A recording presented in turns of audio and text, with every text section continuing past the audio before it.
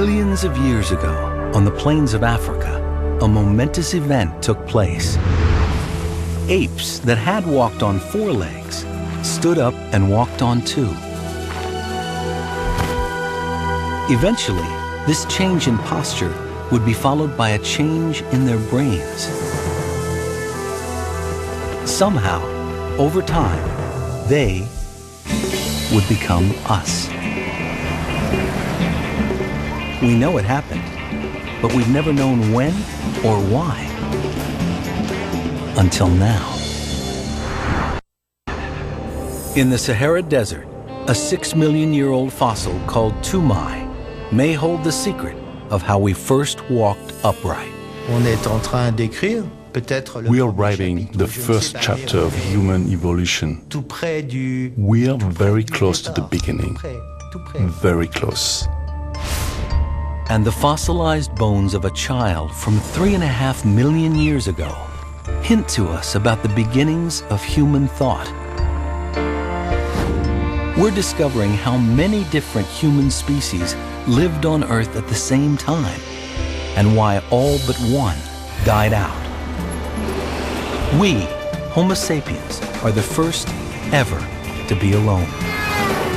So what powered our evolution? Why did we become human? Scientists are scouring the most remote parts of Africa for clues.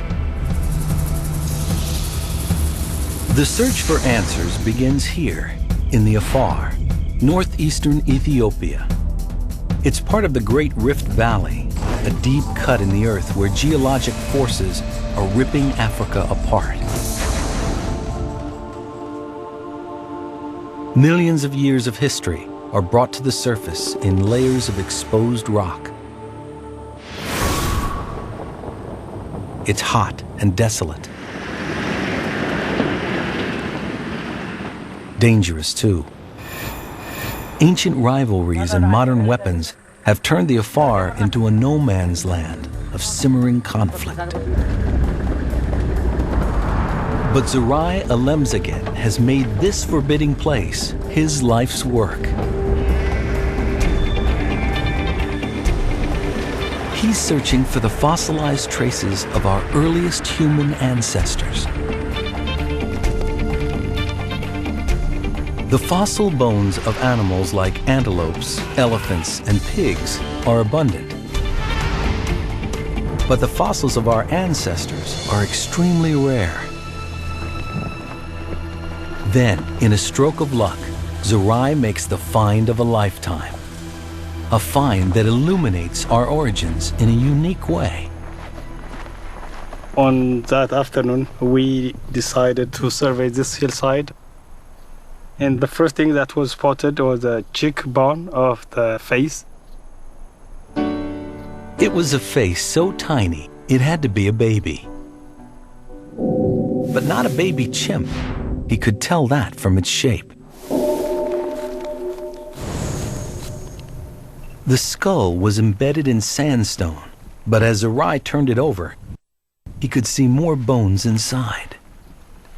Everything was squashed against the base of the skull and completely covered by sandstone block.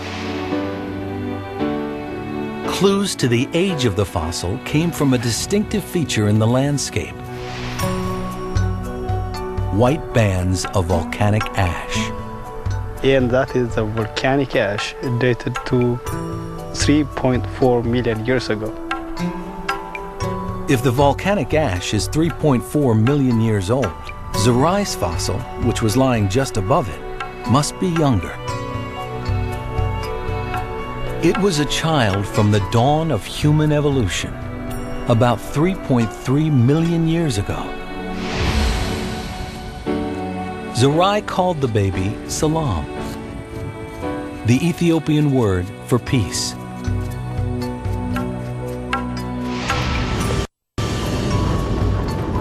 Then he set off on a quest to unravel her many mysteries.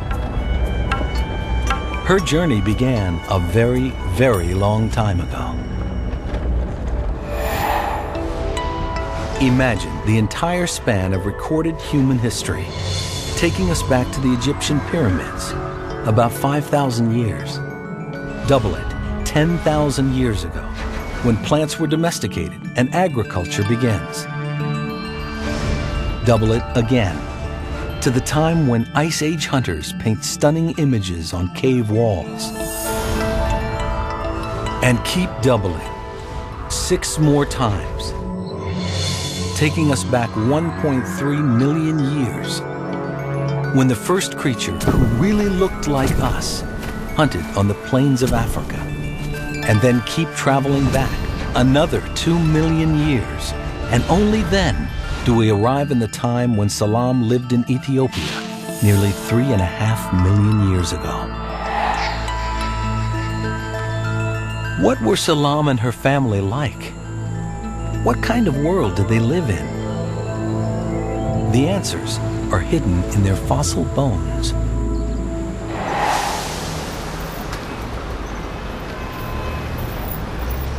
Addis Ababa, Ethiopia. Zarai's home. He's one of a whole new generation of African scientists trying to unravel the mysteries of human origins. Zarai has brought his precious fossil here to the National Museum. His challenge is to release her from the tomb of sandstone in which her bones are encased. He quickly identifies her. She's from a species considered by most scientists to be an ancient ancestor. Australopithecus afarensis, a small chimp-like creature who walked on 2 legs. This is the same species as the famous Lucy, discovered in the 1970s by Don Johanson. Lucy was terribly important because she was really an amalgam and of different characteristics of ape and human. I think specimens like Salam and Lucy are extraordinary simply because you can look at them and see evolution in the making. But seeing evolution in the making will take some work. Salam's fossilized bones are solid rock, held together by a mesh of soft sandstone. It has to be painstakingly removed. He spent hours and hours and days and years, and then removes the sand grains, grain by grain, working every day. He's been at it for 8 long years, but the payoff has been amazing. As the work progressed, Zarai revealed an almost complete skull. And tucked beneath it was nearly her entire spine, along with both shoulder blades. Other bones were found nearby. An almost complete foot. This is the kneecap. The tibia here. Never before had a child's skeleton been found so ancient and so complete. Her bones would fit in a shoebox, but they speak volumes about her life. For example, to find out how old she was when she died, Zarai looked at her teeth, but not the baby teeth visible in her jaw. The adult teeth growing inside the bone, as seen in a CT scan. From that, we know Salam died at age 3.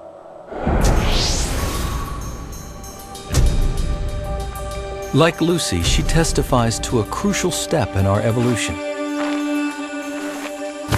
Unlike apes, these creatures walked upright, as the first fossil Don Johanson found clearly revealed. It was sticking out of the ground like that. And I gently tapped it with my sneaker, and this is what fell out of the ground. And it is this is the top end of your shin bone. So the kneecap would sit right in here. And very close by, in 2 pieces, I found this bone. And when you put them together, and you see how they move and articulate, that it has all the hallmarks of an upright person.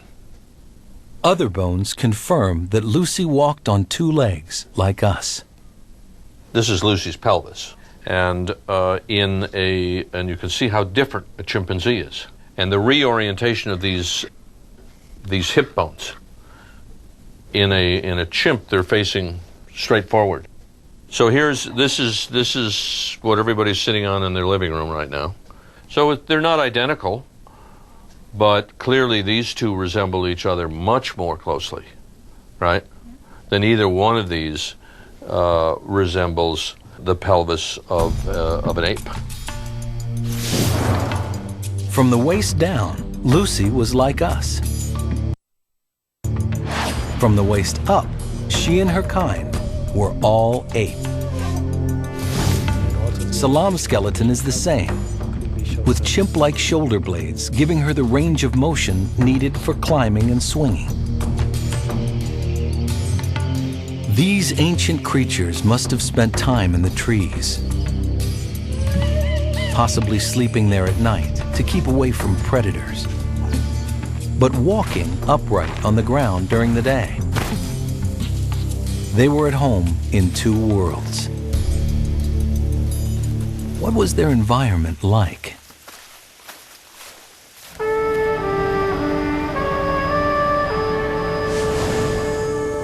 It must have been very different from the Great Rift Valley of today. Across the border in Kenya is one of the hottest and most barren places on Earth.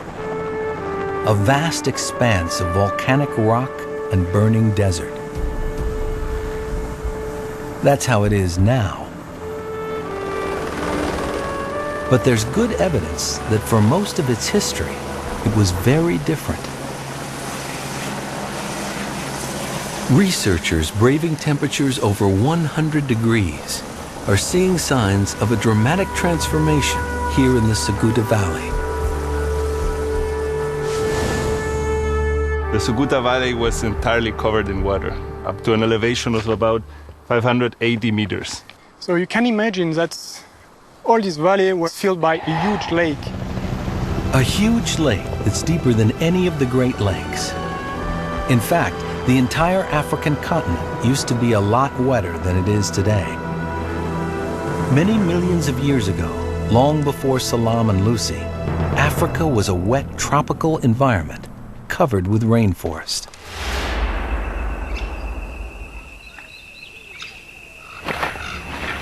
This is where the ancestors of Salam and Lucy lived.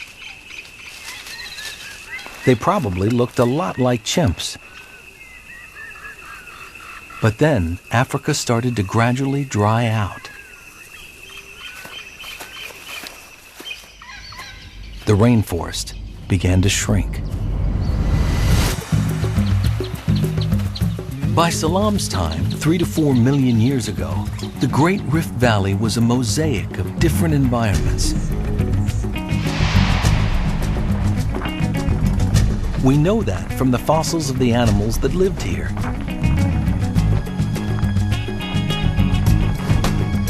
Their bones litter the ground. This is a canine of a hippopotamus. So this is probably a skeleton of a hippopotamus. How can one find a hippo in this type of environment? Really nice antelope. The fossils tell the story of a vanished landscape. This is a lower jaw of an antelope. 3 million years ago, the Rift Valley was a patchwork of grassy plains, scattered woodlands, lakes, and rivers. Definitely very different from what we see here today. Wow, a nice pig here. As their environment changed, scientists believe our ancestors changed too. They had been creatures who spent most of their time in trees, like chimps and orangutans today. But as their forests shrank, some of them developed the trait that we take for granted: bipedalism, walking on two legs. This is one of the defining characteristics of humans. But how did bipedalism develop, and why? Bipedalism is such an unusual trait. There's no other mammal that habitually walks on two legs like we do. Because it's unique, it's hard to figure out why it happened. There are a lot of theories. One of them is that they stood up to be able to see over tall grass. Another theory, they stood up to be able to pick fruits off of the low branches of trees, the way chimpanzees do today. Another theory states that they stood up to cool more efficiently so that we don't have as much sun beating on so much of our body. And I think the most compelling idea, the most compelling hypothesis is that it saved us energy. And energy is crucial to survival.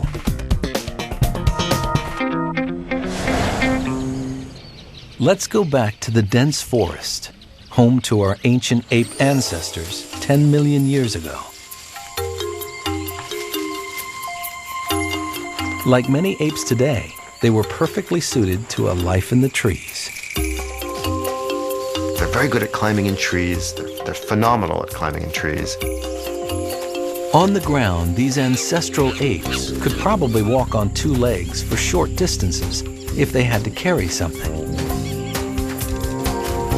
Fantastic climbers, but also able to walk and run rapidly and effectively, but not economically.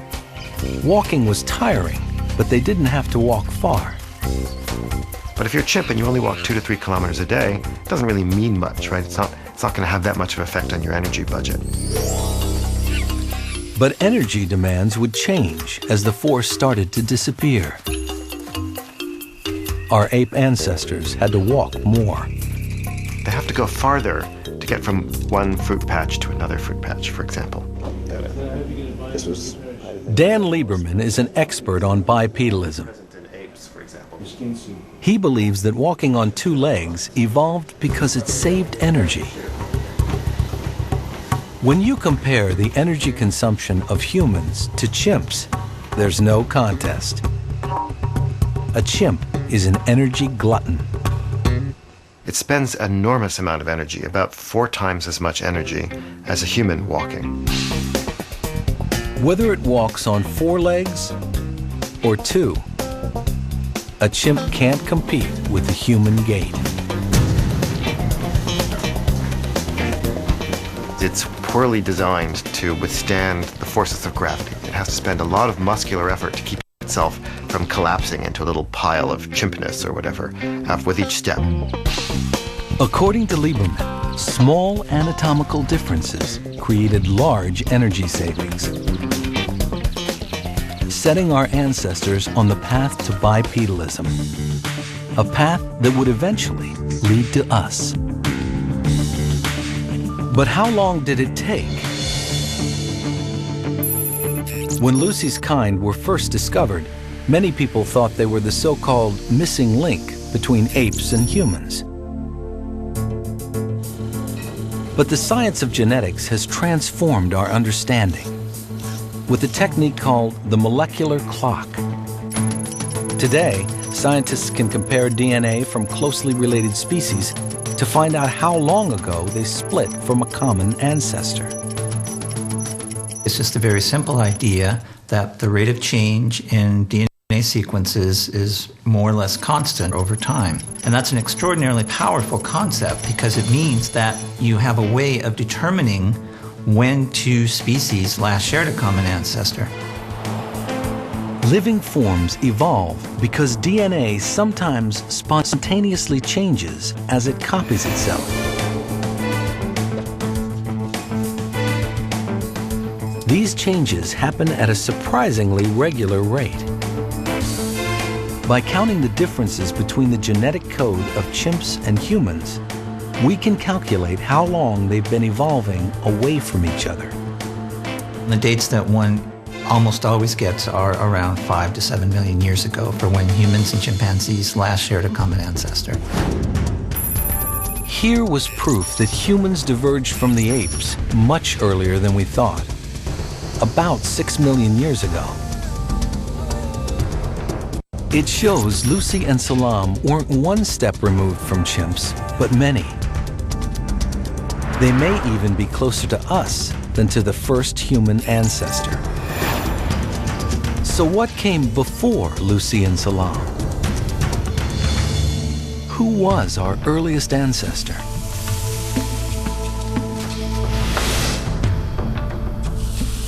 Until the 1990s, the fossil record was blank. Fossil hunters combed East Africa's Great Rift Valley, but could only find small fragments older than 4 million years. Then, in 1997, a French anthropologist called Michel Brunet decided to look somewhere else.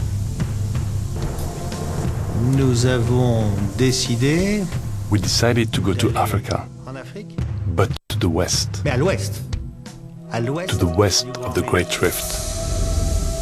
1,600 miles to the west, at the edge of the Sahara Desert in northern Chad. Obviously, if you only go to the field in East Africa, then you are going to find fossils only in East Africa. This was the situation. Michel was looking in a place where the few animal fossils he turned up were all around 6 million years old.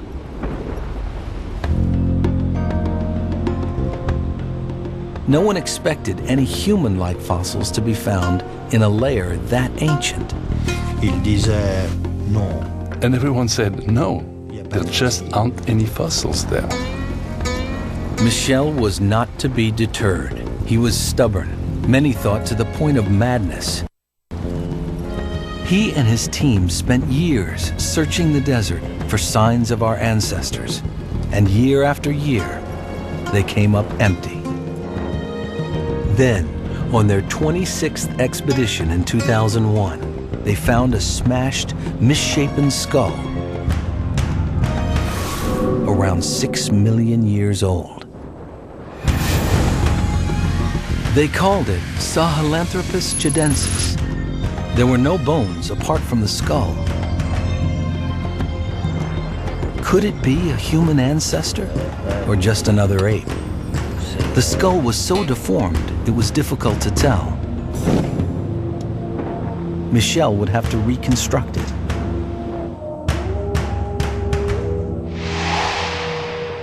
His first step was to take the skull, now nicknamed Toumaï, to a particle accelerator in Grenoble, France, to use its powerful X-ray scanner. Over 1,000 pictures of the fossil were taken to build a 3D image of the crushed skull. Using the virtual image, the skull could be restored to its original shape. It was then reproduced by a type of 3D printer equipped with lasers which hardened plastic. When it finally rose from its bath, the cast of Toumaï's skull was ready for detailed study.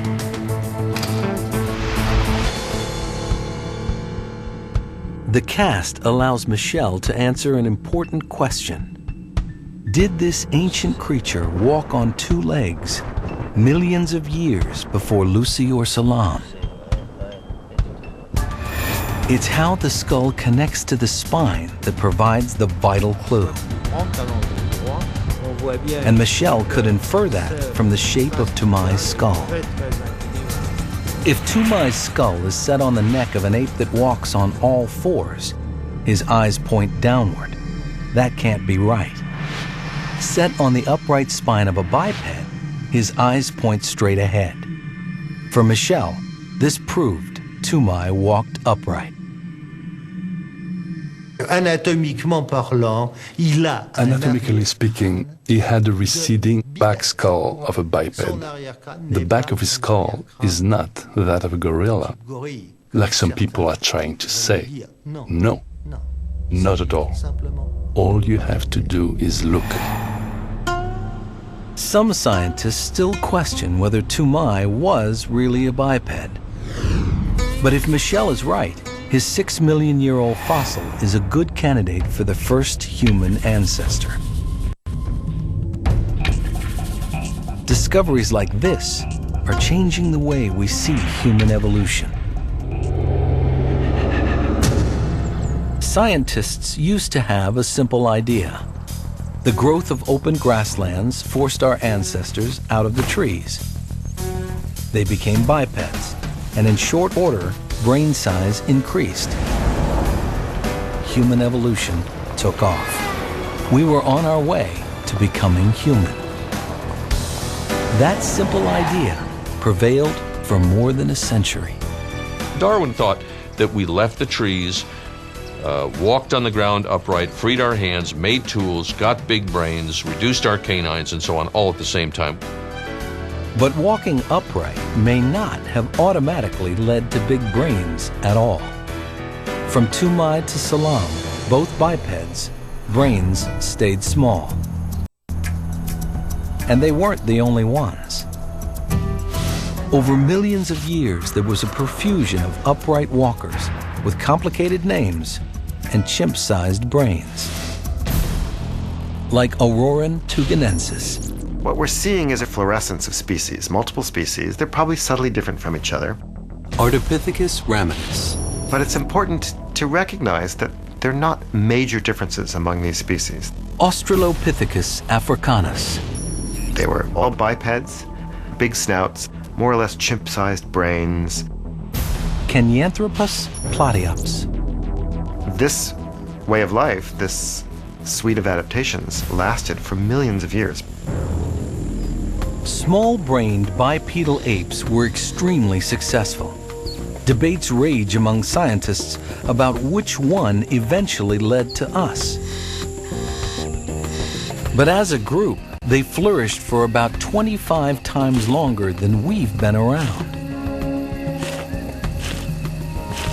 They survived and thrived as brain size flatlined for almost 4 million years.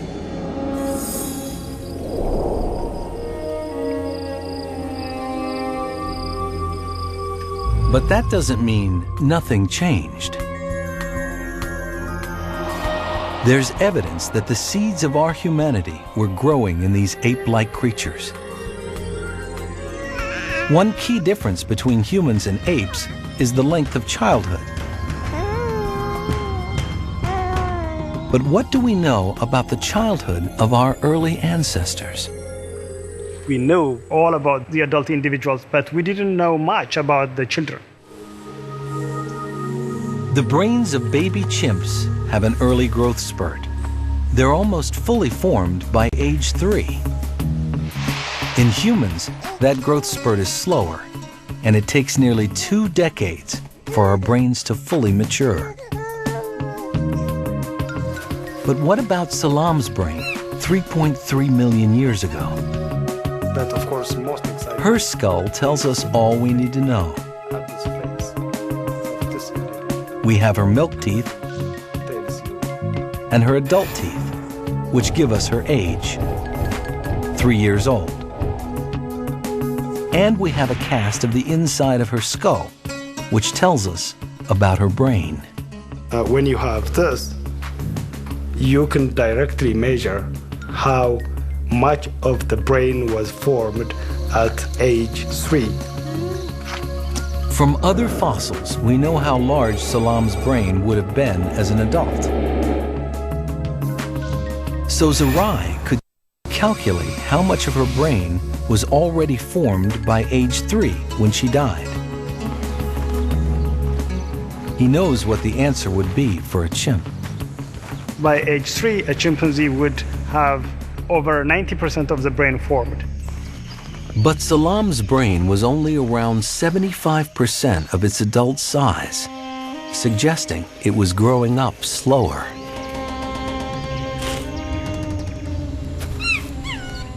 Childhood would have been her time to learn the survival strategies her family group needed to live in a dangerous world.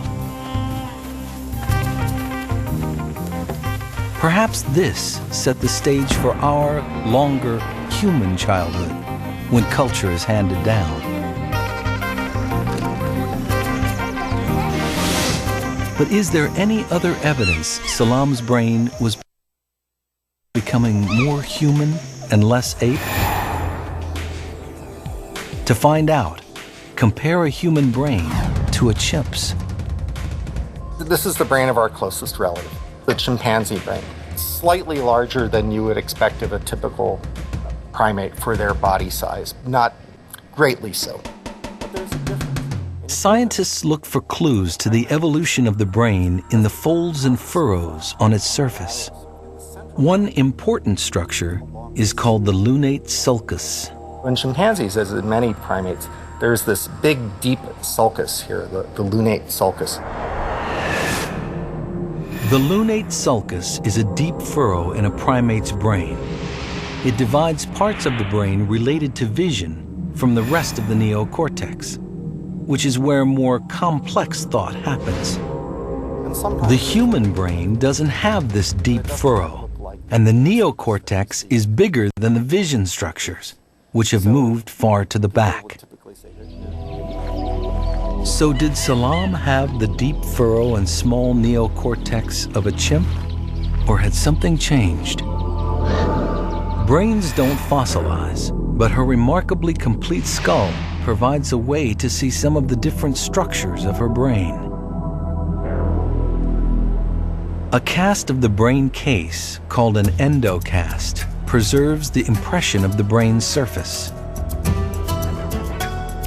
Ralph Holloway has a collection of 300 brain endocasts from many of our ancestors. What a paleoneurologist like myself will be looking for are those indications on the endocast that might suggest reorganization taking place. And that's why things like the so-called infamous lunate sulcus becomes important.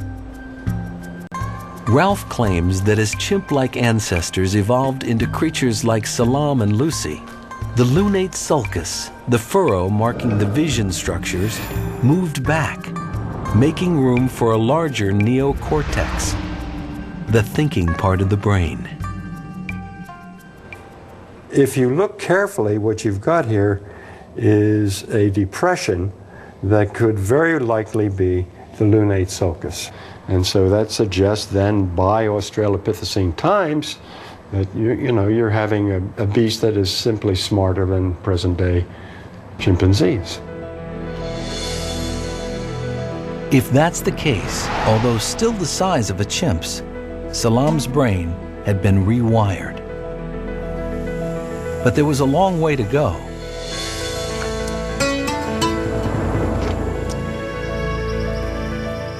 She and her kind were still very ape-like.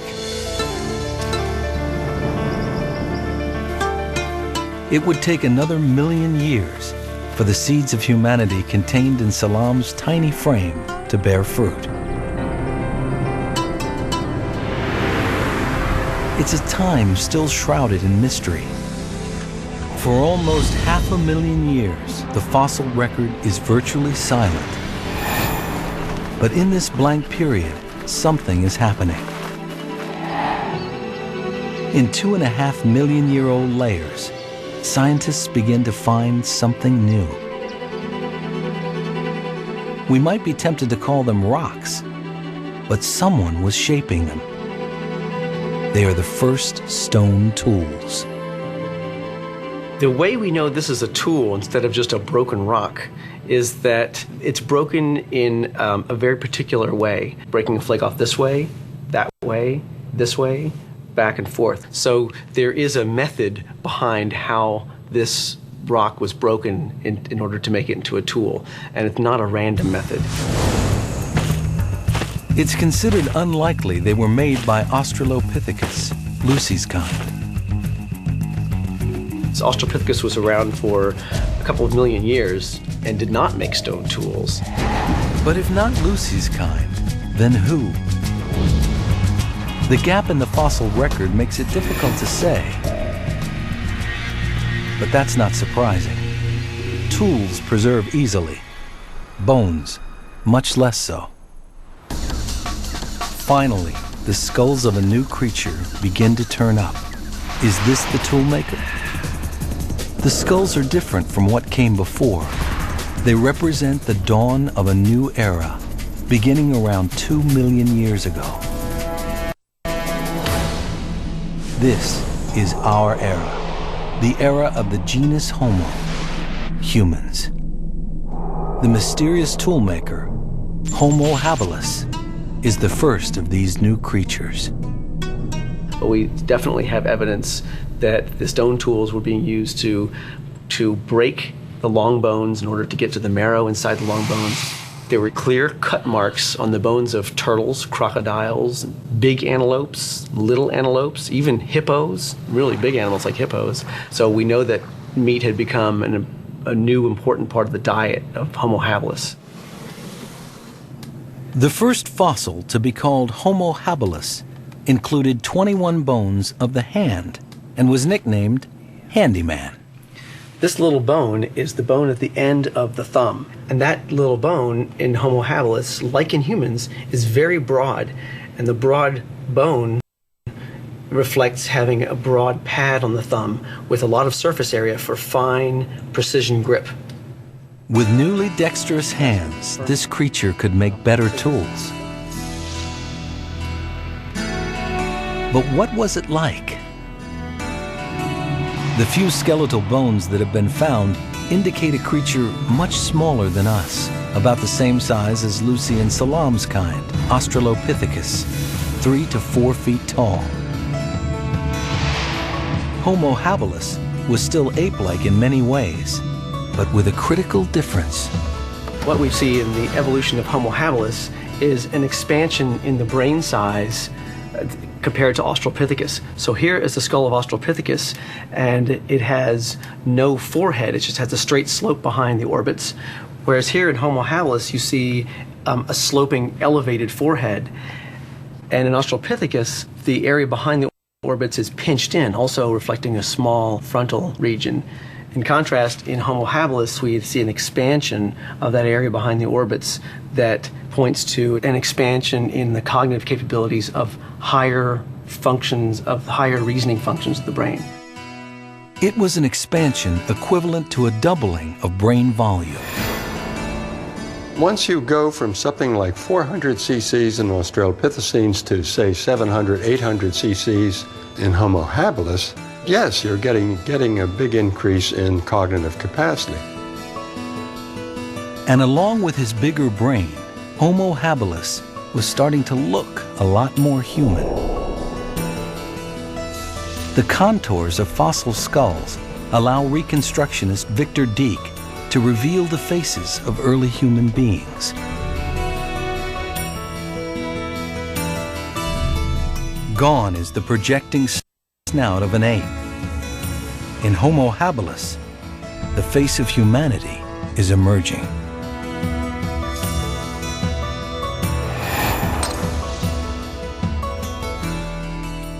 This poses a great enigma.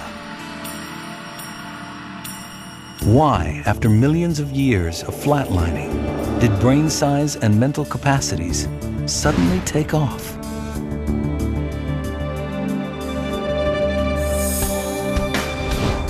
Two million years ago, what jump-started human evolution?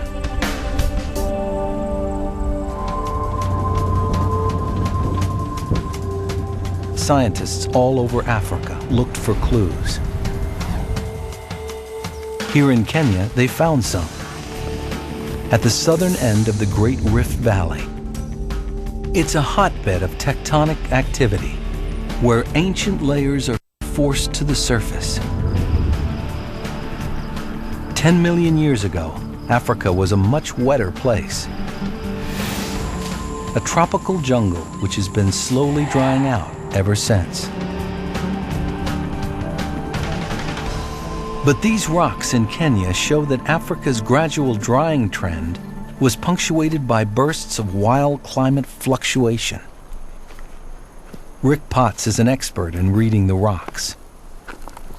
This layer right here represents about 1,000 years of environmental stability, but then we had an abrupt volcanic eruption, and then the lake was around for perhaps 500 years before a drought, and then the lake came back. So in some cases, we saw this through layer after layer of environmental change. With his trained eye, Rick could see some layers were once lake beds, others desert sands. Still others came from volcanic eruptions, a snapshot of 1 million years of climate history. This observation led him to an amazing new idea: rapid change as a catalyst for our evolution. And I began to think that, well, maybe it's not the particular environment of a savanna that was important, but the tendency of the environment to change. Could it be that the need to survive violent swings of climate made our ancestors more adaptable? A group of scientists has come here from Germany to find out just how radical these swings of climate really were. It's hard to believe, but these huge rock formations are made of the shells of tiny one-celled organisms called diatoms. There are many different kinds, but they all live in water. Their shells collect in layers of rock that pile up over millions of years, proving that this whole valley was once a giant lake. Annette Junginger analyzes these rock samples under the microscope.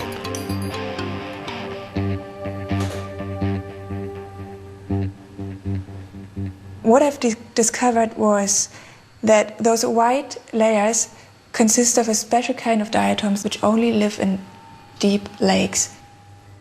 But between the white layers, she also finds other species of diatoms which only live in shallow water. It means that in this spot, a massive lake appeared and disappeared and reappeared many times. These lakes are really significant. These are not small little ponds. And what we've been able to document now is a series of lakes that are cycling. When we're talking freshwater lakes, the size of Lake Victoria, filling the whole Rift Valley and then disappearing. An enormous amount of water rushing through this area. This constant flux of turnover, of change. An awful time to live here. It's not just a unidirectional change, it's going back and forth. Against the backdrop of a slow drying trend, Africa was periodically pulsing with climate change.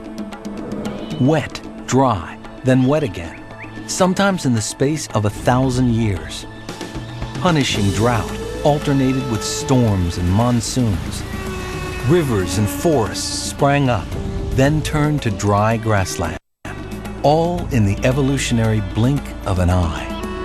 So we have a complete change of our ideas, from this slow drying out to this incredible change between wet and dry, wet and dry. What effect did that have on our ancestors? Could these periods of climate instability be the key to understanding the evolutionary leap from small bipedal apes to the larger-brained toolmaker, Homo habilis? To know that, scientists needed a detailed record that went back further than the diatoms, way back to the time when Homo habilis was evolving 2 million years ago. That's only found in one place, under the ocean.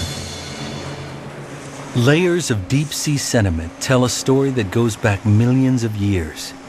They have to be drilled from the ocean floor. At his laboratory in upstate New York, Peter Domenico keeps thousands of columns of sand, silt, and rock, a library of ocean cores. One of the really attractive features about ocean sediments is that they accumulate very slowly, but very gradually and continuously over time. Each 3-foot-long core holds a continuous record of dust carried on the wind from Africa into the ocean, where it now sits on the bottom. There we go, nice! There you go. Wow, sweet, okay. An expert eye can detect distinct layers. Thick in dry years, when the dust is easily picked up by the wind, thin in wet years. By measuring the layers, they can tell when the climate was wet or dry. So we can read these deep sea sediments almost like an Earth history book of past changes in climate. To make sense of all this dirt, they have to know when it blew into the ocean. They can do this by dating the shells of tiny sea creatures that sank to the bottom at the same time. So this gives us an age, the other analysis gives us the climate. There we go, nice! Peter took this finely detailed climate diary and compared it to the grand arc of our human evolution. For the 3 million years between Toumai and Salam, when brain size was flatlining, African climate was stable, dry, getting a little drier. Then came 200,000 years of wildly varying climate, careening unpredictably between wet and dry. During that time, stone tools appeared, along with the larger-brained creatures that made them. Africa was also home to many other human-like species. Climate instability put pressure on all of them. So there are these time periods when African climate was really unstable. So anything that was living there at the time would have had to adapt to really dramatically different climate changes. Those that couldn't adapt died out, like Salam and Lucy's kind. Better problem solvers, like Homo habilis, survived.